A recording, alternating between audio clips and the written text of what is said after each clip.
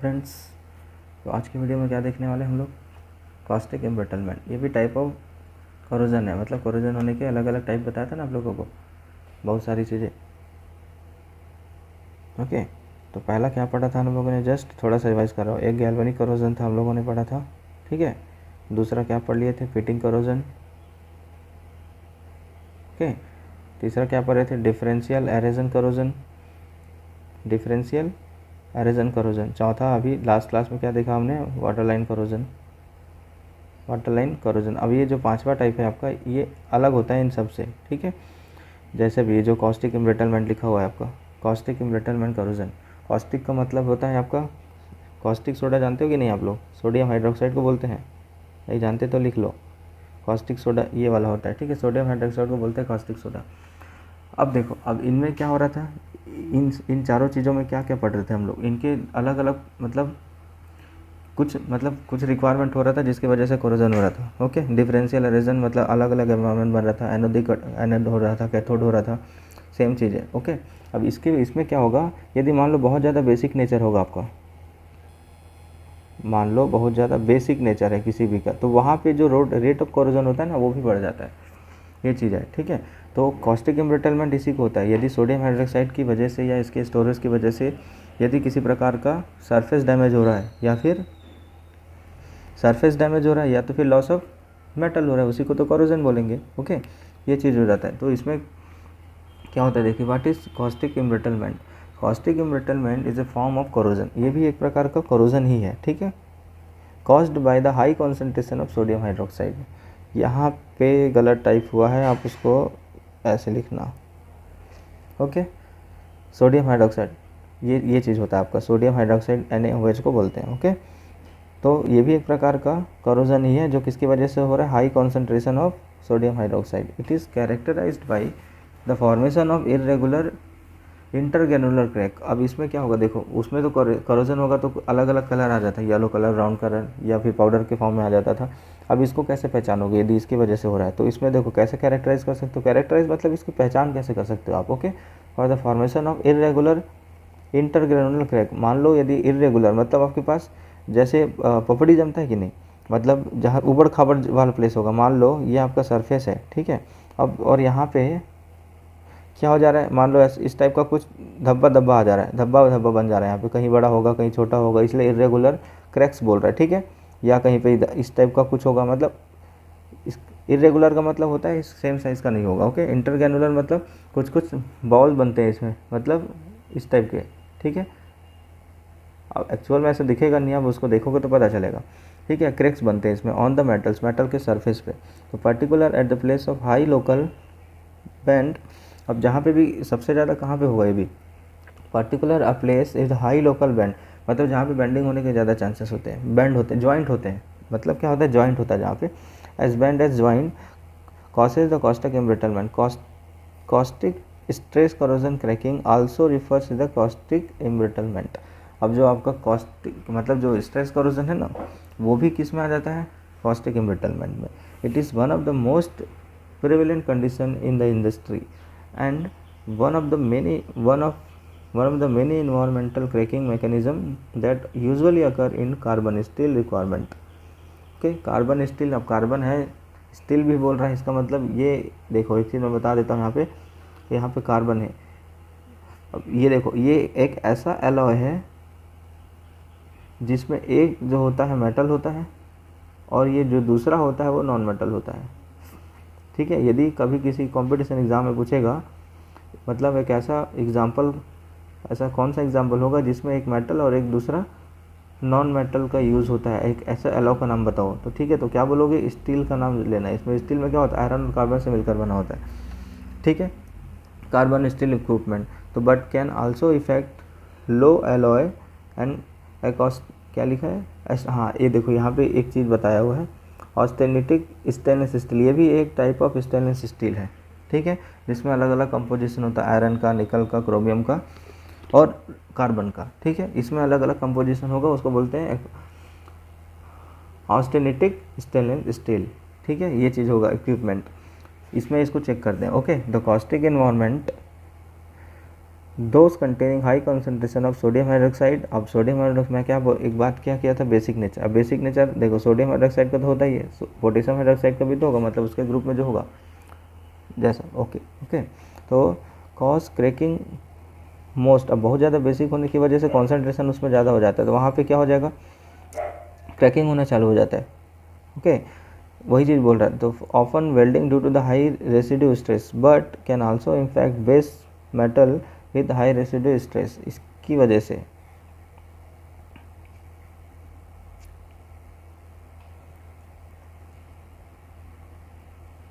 मतलब कहने का मतलब कहीं भी मतलब इसमें ज़्यादा कॉन्सेंट्रेशन इसका नहीं होना चाहिए, नहीं तो फिर क्या होगा देखो अभी ये चीज़ है। Caustic embrittlement is intercrystalline fracture. Intercrystalline fracture it is caused by high concentration of caustic soda. Caustic soda मतलब वही NaOH की बात कर रहा है। And material under stress, the stress corrosion crack follow the grain and crystal boundary of the material and failure. Sodium sulphate और sodium nitrate is used for the prevention of the caustic embrittlement. यदि आपके पास sodium sulphate मतलब या sodium nitrate है तो ये क्या चीज़ है, ज़्यादा कॉन्सेंट्रेशन ये सॉल्ट न्यूट्रल कर देगा एक्चुअली बेसिकली, ठीक है। तो ये क्या सोडियम सल्फेट क्या कम करेगा, सोडियम सल्फेट इसको ही बोलते हैं ना, ये सोडियम सल्फेट हो गया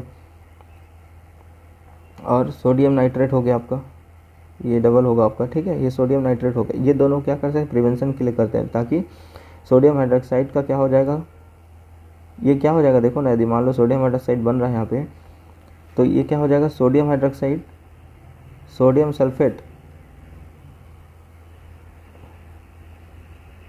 सोडियम सल्फेट और ये वाटर मॉलिक्यूल बाहर हो जाएगा इसमें, ठीक है, मतलब न्यूट्रलाइज कर देगा। एक बात बोलो तो सीधी सल्फेट के साथ होगा तो सोडियम सल्फेट और sodium nitrate use for the prevention of caustic embrittlement. यहाँ पे देखो सोडियम कार्बोनेट दिया हुआ है प्लस इसको वाटर के साथ रेड करोगे तो ये बनता है। मतलब यदि आपके पास यदि आप कहीं पे भी इसको रख रहे हो आप लोग सोडियम कार्बोनेट को इसके स्टोरेज में, ठीक है, तो यदि इसके साथ कहीं से भी यदि वाटर कॉन्टेक्ट आ गया जैसे इसमें दिखाया हुआ है, ओके, तो ये किस में चेंज हो जाएगा, सोडियम हाइड्रोक्साइड में चेंज हो जाएगा। अब सोडियम हाइड्रोक्साइड का कॉन्सेंट्रेशन वहाँ बढ़ेगा तो वहाँ पे करोशन होना चालू हो जाएगा, आपका जो कंटेनर होगा इस टाइप का हालत हो जाएगा, दिख रहा होगा आपको पिक्चर में।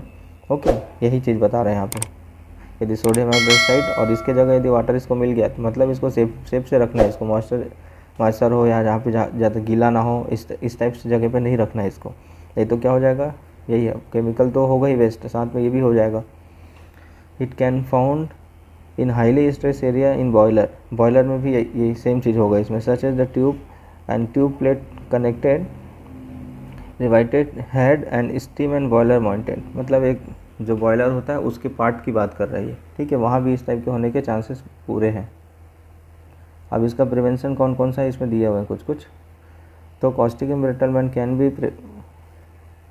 Can be prevented by several method, this are by controlling temperature and potential. अब यहाँ पे क्या करें, आप टेम्परेचर को कंट्रोल करके या करंट कंट्रोल होगा तो टेम्परेचर अपने आप कंट्रोल हो जाएगा, ये चीज़ बोल रहा है। And by controlling the stress level, residue और लोड एंड हार्डनेस। अब इसको भी कंट्रोल करके क्या किया जा सकता है, कॉस्टिक एम्ब्रिटलमेंट जो होगा या सोडियम हाइड्रोक्साइड जो बनने का जो रेट ऑफ रिएक्शन है वो कम हो जाएगा, ये बोल रहा है। बाय अवॉइडिंग द एल्कलाइल वेर इट रिक्वायर्ड। अब ये जो एल्कली से होगा इसको भी आप अवॉइड कर सकते हो, मतलब जहाँ हो सके वहाँ पे आप इसको अवॉइड करके भी क्या कर सकते हो, कंट्रोल कर सकते हो इसको। By using such material that do not crack when used in given environment, by the use of sodium phosphate in place of sodium bicarbonate। अब सोडियम बाइकार्बोनेट, अब देखो सोडियम कार्बोनेट होगा इसमें, ये सोडियम हाइड्रोक्साइड बना रहा था, अब सोडियम बाइकार्बोनेट का मतलब क्या होगा, ये वाला, ओके। अब इसका यूज़ कर सकते हैं यहाँ पे, ओके। यदि आपको sodium bicarbonate as softening agent in the boiler water. हाँ, बॉयलर वाटर का मतलब क्या होगा, मान लो यदि आप वाटर को सॉफ्टनिंग कर रहे हो, वाटर को क्या कर रहे हो, प्योर कर रहे हो, प्योरीफिकेशन कर रहे हो उसको, तो उसकी जगह में क्या करते हैं, सोडियम कार्बोनेट का यूज़ करते हैं यूजुअली। तो ये क्या होगा, रिएक्ट करेगा किससे, वाटर से, और सोडियम हाइड्रोक्साइड बनाने के चांसेस यहाँ पे ज़्यादा हो जाएगा जब सॉफ्टनिंग किया जाता है इसको, तो ओके। तो इसकी जगह यूज़ मतलब सोडियम कार्बोनेट यूज़ ना करके आप सोडियम बाइकार्बोनेट यूज़ कर सकते हो, ये बोल रहे हो, ओके। आप इसको यूज़ करोगे तो कुछ क्या हो जाएगा, कंट्रोल हो जाएगा ना उसमें। And by adding lignin tannin to the boiler water helps in the blocking the hair line cracks and such preventing the accumulate of the sodium oxide in this place. अब इसमें इसको क्या बात कर रहा है, लेनिन लिग्निन ये सब क्या होता है, एक मटेरियल है। देखो यदि मान लो आपके पास ये, अब सरफेस की बात करें ना तो मैं यही की बात करता हूँ, इसका मतलब क्या बोल रहे हैं, देखो आप मान लो यहाँ पे छोटा छोटा यहाँ पे मतलब ग्रेनुल बन रहे हैं यहाँ पे, मतलब दरार आ जा रहा है, समझो जिसको क्रैक बोल रहे हैं ना, दरार आ जा रहा है। अब यदि क्या हो जाएगा, इसमें सोडियम हाइड्रोक्साइड जो रखा हुआ है यहाँ पे प्लेस होगा, ठीक है। यदि मान लो ये वाटर से रिएक्ट करेगा तो सोडियम हाइड्रोक्साइड बना देगा, इसका कॉन्सेंट्रेशन बढ़ जाएगा। अब इस क्रैक को फिल करने के लिए, यदि मान लो इस क्रैक को यदि मैं फिल कर दूं किससे, लिग्निन से, टेनिन से, या कोई भी ऐसा मटेरियल जो इसको ब्लॉक कर देगा, लेकिन ये रिएक्ट नहीं करना चाहिए उस कंपाउंड से, इसलिए इनर्ट वाला ले रहे हैं यहाँ पे, ठीक है। तो इसको क्या करोगे आप लोग, प्रिवेंट कर दोगे, तो ये इसके कॉन्टेक्ट में नहीं आएगा और क्या हो जाएगा, सोडियम हाइड्रोक्साइड, मतलब क्या बनेगा, सोडियम हाइड्रोक्साइड को रिप्लेस कर देगा, रिप्लेस नहीं करेगा मतलब रिएक्ट नहीं करेगा उससे, ये चीज़ बोल रहे हैं। फिर और क्या बोल रहा है, adding sodium sulphate to the boiler water has also block the hair, मतलब hair line cracks. Hair line cracks मतलब बहुत छोटा छोटा होता है ना, हेयर कितना पतला होता है, ठीक है ना, मैं इसमें बना भी नहीं सकता, इतना है, इतना पतला होगा, ठीक है। तो उस टाइप का जो क्रैक होगा उसको फिल करने के काम आता है, यदि फिल कर दोगे तो ये कुछ हद तक कंट्रोल हो जाएगा आपका, ठीक। आई होप समझ में आ रहा होगा आप लोग को। And factor affecting the corrosion, अब फैक्टर कौन कौन से ऐसे फैक्टर्स है जो कोरोजन को इफेक्ट कर सकते हैं, इसमें the factors that affect corrosion are nature of the metal. अब नेचर ऑफ द मेटल पे भी डिपेंड करता है, ये अलग टॉपिक है आपका ये जो प्रिवेंशन था। अब ये जो आपका वाटर कॉस्टिक एम्ब्रिटलमेंट था ना, यही तक है आपका, ये वाला हो गया आपका और कॉस्टिक एम्ब्रिटलमेंट, ये उसका पूरा ये रिएक्शन मैकेनिज्म हो गया आपका, और ये प्रिवेंशन हो गया। यदि बोलेगा तो यहीं तक लिखना, बाकी कोरोजन को जो पार्ट था, टाइप ऑफ कोरोजन यहाँ तो ख़त्म हो गया है, टाइप ऑफ कोरोजन यहाँ तक ख़त्म हो गया, टाइप ऑफ कोरोजन। अब दूसरा वाला चीज़ बता रहा है, यदि मान लो एक कॉमन अलग टॉपिक है ये, फैक्टर अफेक्टिंग द कोरोजन, इसकी बात कर रहे हैं, ठीक है। चलो इसको भी कवर ही कर लेते हैं यहाँ पे। तो फैक्टर अफेक्टिंग द कोरोजन, अब कौन कौन से ऐसे फैक्टर्स है जो कोरोजन को इफेक्ट कर सकते हैं, ओके। तो the factors that affect corrosion are nature of the metal. अब नेचर ऑफ द मेटल कहने का मतलब होता है मेटल किसका बना हुआ है, आयरन का बना है, निकल का बना है, या किसी और चीज़ का बना है, इस पर भी डिपेंड करता है कि कोरोजन होगा या नहीं होगा। उसके बाद नेचर ऑफ द एनवायरनमेंट, अब एनवायरनमेंट पे भी फ़र्क पड़ता है कि मतलब रेट ऑफ कोरोजन ज़्यादा होगा कम होगा। अभी बताया था आपको डिफरेंट टाइप का, यदि यहाँ पे मेटल होगा तो ये वाले जगह में एयर है और ये वाले जगह में अभी तक क्या, यही सब तो पढ़ते आ रहे हैं। मान लो वाटर है यहाँ पे, तो इसका डिफरेंट हुआ कि नहीं, ये वाला, इसका और इसका दोनों का एनवायरनमेंट डिफरेंट हुआ, जिसकी वजह से कोरोजन होगा, ठीक है। अब नेचर ऑफ मेटल का मतलब देखते हैं क्या होता है। The rate and extent of corrosion depend on the following factors. अब इसके जो रेट होते हैं, मतलब कोरोजन बढ़ेगा कम होगा, ये किसको डिपेंड करेगा, मेटल, नेचर ऑफ मेटल पे। प्योरिटी ऑफ द मेटल, यदि मान लो मेटल बहुत ज़्यादा प्योर है तो उसमें कोरोजन कम होगा, ठीक है, कोरोजन कम होगा। और यहीं पे यदि ये इम्प्योर है, यदि मान लो कोई है मेटल जो इम्प्योर है, ठीक है, अब इम्प्योर होगा तो इसमें रेट ऑफ कोरोजन ज़्यादा हो जाएगा यहाँ पे, ठीक है, क्योंकि रेट ऑफ कोरोजन यहाँ पे ज़्यादा होगा, यही चीज़ बता रहे हैं, मतलब नेचर ऑफ मेटल पे भी डिपेंड करता है। उसके बाद पोजीशन इन गैल्वेनिक सीरीज। अभी गैल्वेनिक सीरीज में देखना पड़ेगा आपको, जस्ट यहाँ पे बता देता हूँ, एक हाइड्रोजन होगा, इसके ऊपर कुछ मेटल होते हैं और इसके नीचे कुछ मेटल होते हैं। तो हाइड्रोजन के ऊपर वाला जो मेटल होगा वो ज़्यादा रिएक्टिव होगा, इसके ऊपर वाला, और इसके नीचे वाला लेस रिएक्टिव होगा, ये मोर रिएक्टिव और ये लेस रिएक्टिव, ये चीज़ की बात कर रहे हैं, ओके। तो पोजीशन कहाँ पे उसका ये भी वेरी करता है उसमें। ओवर वोल्टेज, ये ओवर वोल्टेज, यदि ज़्यादा वोल्टेज है मतलब इलेक्ट्रिसिटी, यहाँ वोल्टेज जब भी सप्लाई होगा वो भी डिपेंड करेगा इसमें। Nature of the oxide film, अब ये कौन सा फिल्म, ऑक्साइड फिल्म जो बोल रहा है इसमें मतलब आयरन ऑक्साइड का फिल्म बन रहा है या जैसा भी फिल्म बन रहा है जो भी, तो उसका नेचर क्या है उस पर डिपेंड करेगा। नेचर ऑफ कोरोजन प्रोडक्ट पे भी डिपेंड करता है ये, ओके। आई होप ये वाला समझ आया होगा आप लोग को। उसके बाद अब एक एक करके देखा है, देखो इसमें पूरे का एग्जाम्पल बताया है। तो first, purity of the metal.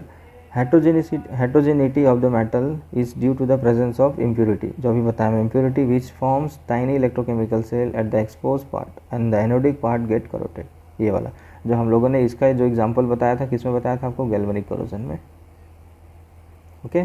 जो गैल्वेनिक कोरोजन होगा उसमें क्या बताया था, हेट्रोजेनिसिटी होता है उसमें।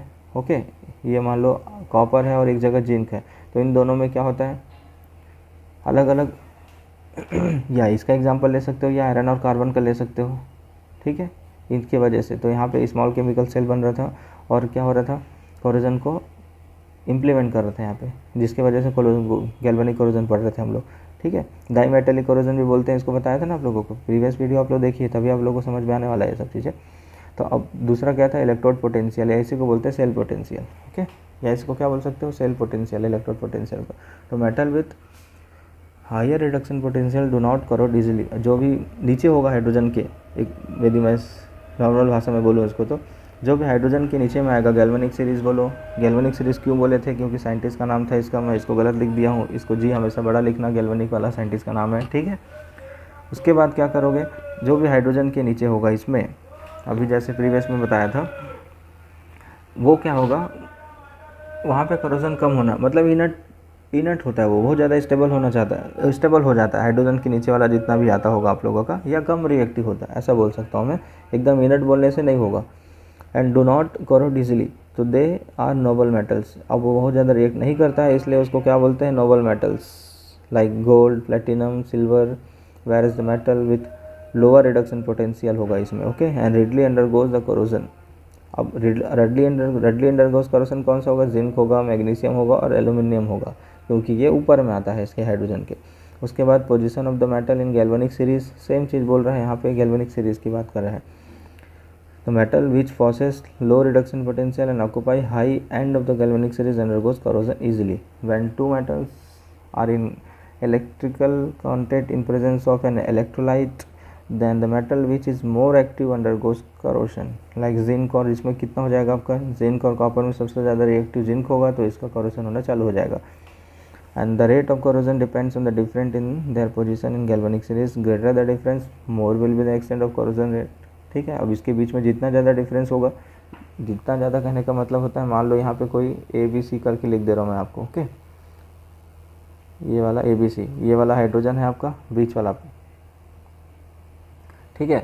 अब ये हाइड्रोजन से कितना दूर है, मतलब यहाँ पे है, यहाँ पे है कि यहाँ पे है, ये डिपेंड करेगा इसी पे। यदि मान लो यहीं पे है ये, ठीक है, तो क्या हो जाएगा, ये वाला कम करोड़, मतलब होगा रिएक्टिव होगा, लेकिन कम रिएक्टिव होगा। अब सबसे ज़्यादा रिएक्टिव ये वाला होगा, ये बोल रहा है इसका मतलब, ठीक है। मतलब डिपेंड करता है कि कहाँ पे है वो, पोजीशन पे, इसलिए पोजीशन बोल रहा है। Faisal position metal, position of metal in the galvanic series, जहाँ पे भी होगा, यहाँ पे या नीचे होगा तो कम, यहाँ पे मान लो है आपका कोई, मतलब हाइड्रोजन के नीचे में होगा, तो ये क्या हो जाएगा, रिएक्ट करेगा लेकिन कम करेगा, और ये वाला रिएक्ट बहुत ही कम करेगा, ये बोल लो आप लोग, ठीक है। ये बोल रहा है इसका मतलब, undergoes corrosion greater the difference कितना है यहाँ पे, इन सब में यही डिपेंड करेगा कि कोरोजन होगा या नहीं होगा।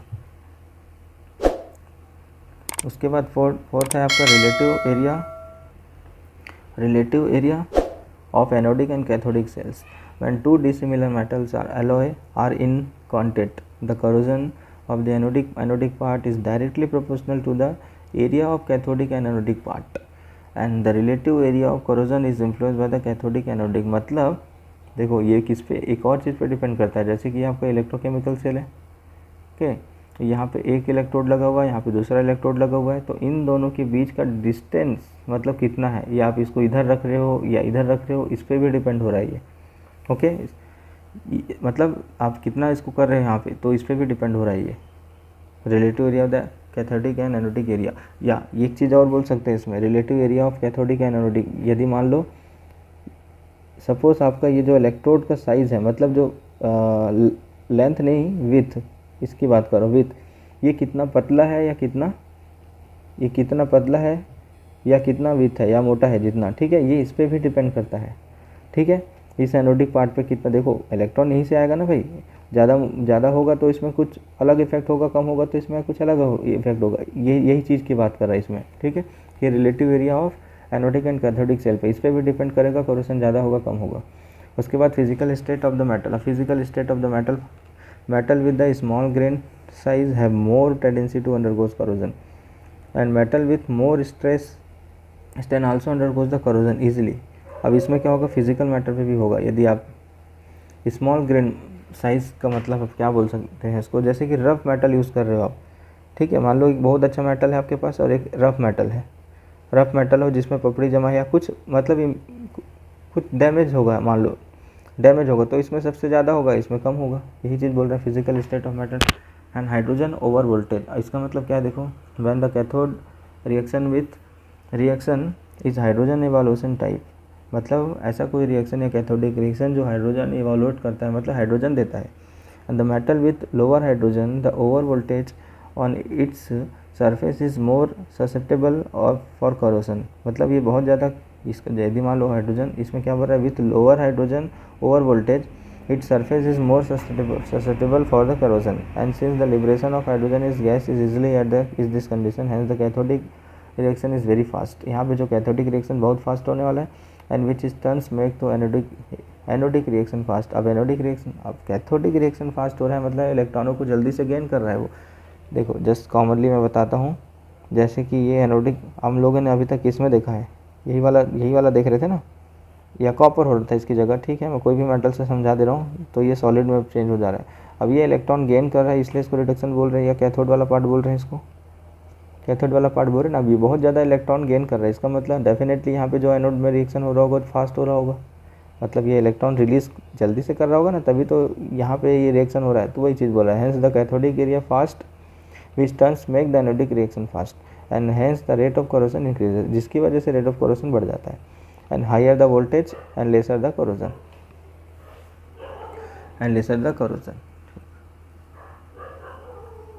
उसके बाद देखो,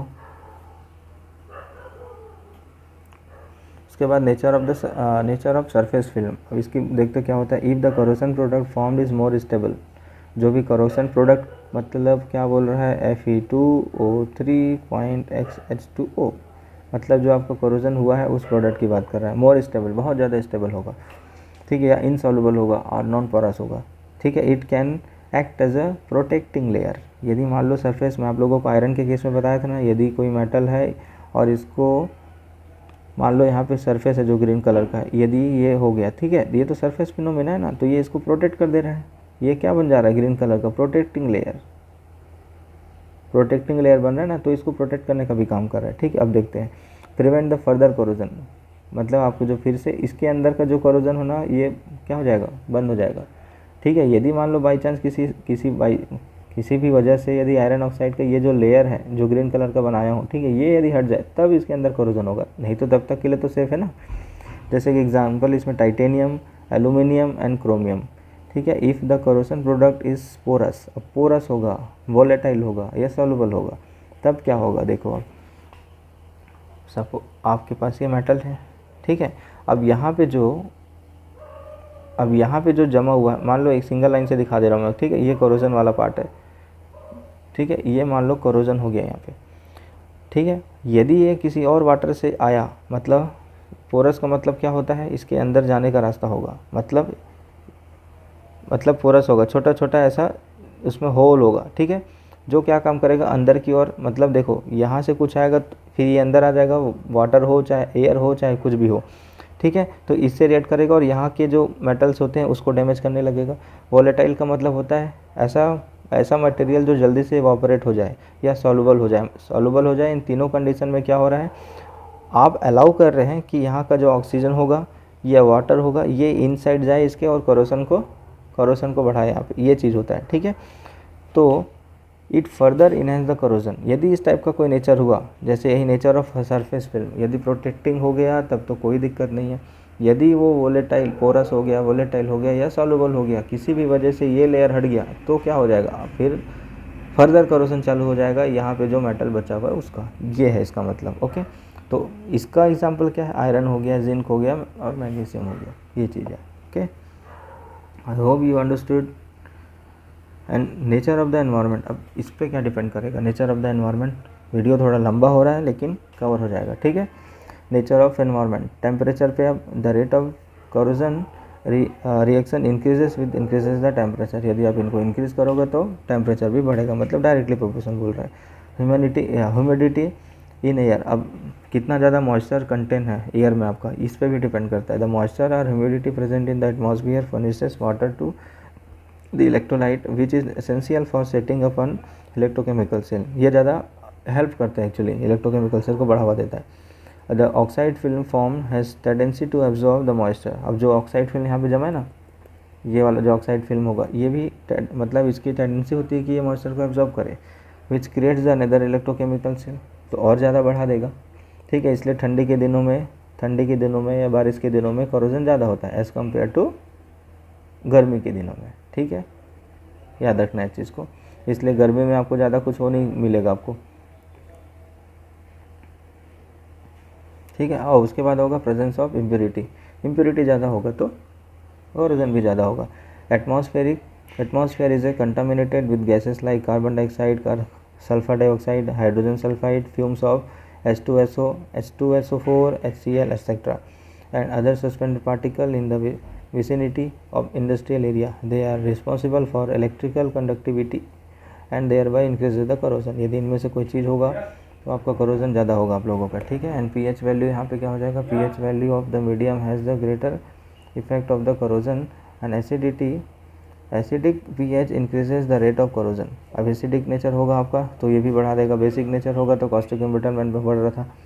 amount of oxygen in atmosphere, amount of कितना ज़्यादा ऑक्सीजन है, ऑक्सीजन कम होगा तो करोजन ज़्यादा होगा, और यदि नहीं होगा तो नहीं होगा, ये चीज़ है।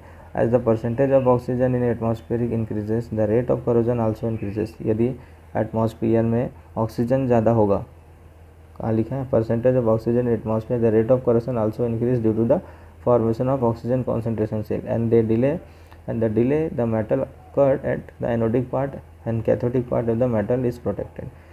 और उसके बाद है आपका छठवा velocity of ions. Velocity of ion का मतलब होता है कि मोमेंट ऑफ आयंस की बात है, यदि ज़्यादा होगा तो अलग इफेक्ट पड़ने वाला है आपका। देखो यहाँ पे velocity of ion which flow the medium.